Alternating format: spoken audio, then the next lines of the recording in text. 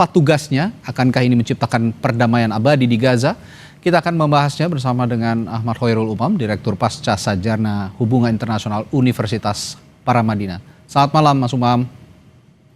Selamat malam, Mas Reddy. Baik, Mas Umam, kalau bicara pasukan perdamaian lewat International Stabilization Force ya ISF yang dibentuk oleh PBB dan atas restu dari Presiden Amerika Serikat Donald Trump. Ini Anda melihatnya murni kemanusiaan untuk perdamaian di Gaza atau jangan-jangan ada agenda geopolitik yang perlu dicermati? Ya, tentu memang tidak mudah, Mas Reddy, bahwa ini memang menjadi sebuah langkah yang cukup spekulatif. Bagaimana kemudian nanti akan bergerak ke depan. Tetapi sebagai sebuah upaya untuk menghadirkan perdamaian di Gaza, tentu ini patut untuk diapresiasi, yaitu U.S.-led peace architecture dalam konteks post-war governance. Maka hadirnya ISF tadi, International Stabilization Force, memang kemudian diharapkan bisa melakukan proses penciptaan ya perdamaian di fase awal, meskipun sebenarnya kemudian tentu responnya, reaksinya ini tidak mudah. Karena bagaimanapun juga dari sisi Israel sendiri juga menyatakan sikapnya yang tegas untuk tidak menerima beberapa hal di dalam konteks kehadiran ISF ini, dan juga Hamas sendiri juga menyampaikan bahwa ini sebagai sebuah US-led peace architecture yang sifatnya dipaksakan. Artinya dalam konteks teknis di lapangan, ASF ini juga berhadapan atau berpotensi berhadapan bukan hanya dalam konteks bagaimana kemudian Israel seringkali ya melampaui batas dalam menerjemahkan aturan-aturan hukum internasional, tetapi juga berpotensi berhadapan dengan Hamas sendiri yang per sekarang menolak untuk melakukan disarmament atau pelucutan senjata. Maka di level ini memang tidak mudah. Dan selain itu, Mas Reddy, terkait dengan Board of Peace yang tampaknya akan diketuai langsung oleh Presiden Trump, tampaknya ini kemudian juga bisa menciptakan kebingungan tersendiri ya, karena ekspektasi dunia Islam, ekspektasi termasuk komunitas Eropa untuk menghadirkan two-state solution dalam resolusi ini memang tidak begitu clear.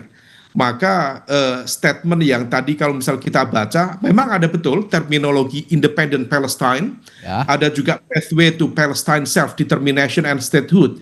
Tetapi memang dalam pembahasan yang cukup berbelit, dan itu tampaknya menjadi sebuah pola diplomasi yang dilakukan oleh Amerika Serikat untuk meredam ketegangan di dalam politik domestik Israel itu sendiri. Jadi memang dinamikanya cukup light di sana, Mas Reddy. Tapi dalam konteks politik internasional misalnya Mas Umam, menurut Anda apa makna ketika Dewan Keamanan PBB akhirnya sepakat mengirim pasukan ke Gaza?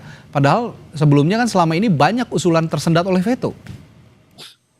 Ya, memang ini diakui atau tidak menjadi sebuah wajah baru yang seolah kemudian menunjukkan warna yang berbeda dari pendekatan multilateralisme. Karena selama ini PBB dianggap gagal dalam menciptakan sebuah komitmen konkret dalam upaya penyelesaian konflik di Gaza. Dan per hari ini justru menunjukkan komitmen yang cukup solid. Memang ada political will of the top political leader di dalam konteks sistem atau struktur politik internasional. Dalam konteks ini adalah Presiden Amerika Serikat, Donald Trump.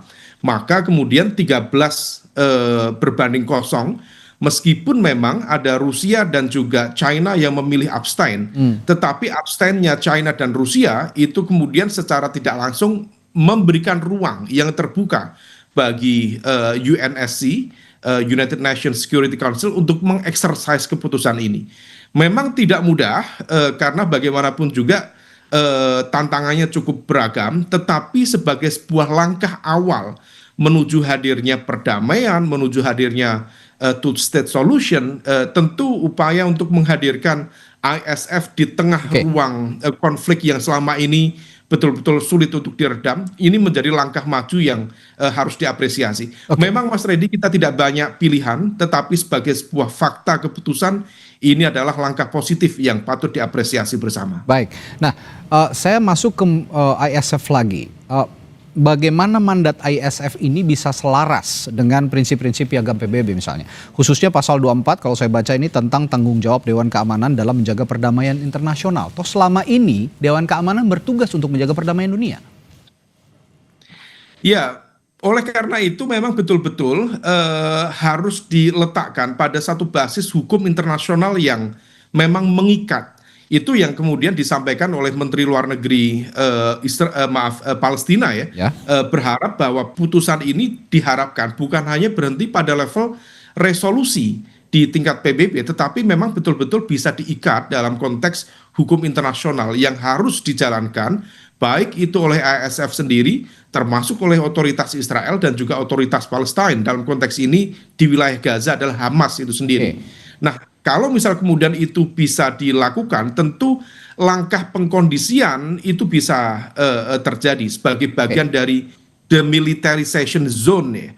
Nah, kalau misal kemudian tantangannya tadi ketidakpercayaan, kemudian terjadi eskalasi dan kemudian tidak ada backup hukum dan aturan yang memadai, itu yang kemudian seringkali menciptakan distabilitas yang justru bisa mengakibatkan banyak hal. Ya, tantangannya memang distrust ya. Pertanyaan saya sebelumnya tadi berkaitan dengan pertanyaan saya sekarang.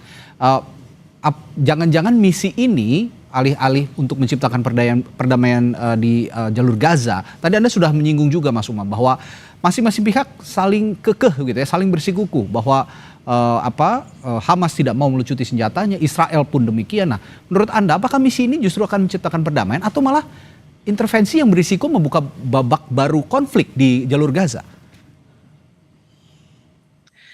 Ya, ini setidaknya ya memberikan ruang baru. Kalau misal kemudian potensi hadirnya babak konflik baru di tingkat Gaza, memang berpotensi tercipta karena ada satu entitas baru yang bernama ISF yang kemudian berhadapan pada ketidakdisiplinan. Dalam konteks ini bisa jadi Israel atau bisa jadi Hamas. Tetapi sebagai sebuah ruang dalam upaya untuk menciptakan peace settlement, memang langkah ini cukup promising, cukup menjanjikan untuk menghadirkan sebuah langkah awal yang diharapkan bisa menjadi kalau dalam bahasa resolusi itu sebagai pathway kepada hadirnya Palestinian self-determination.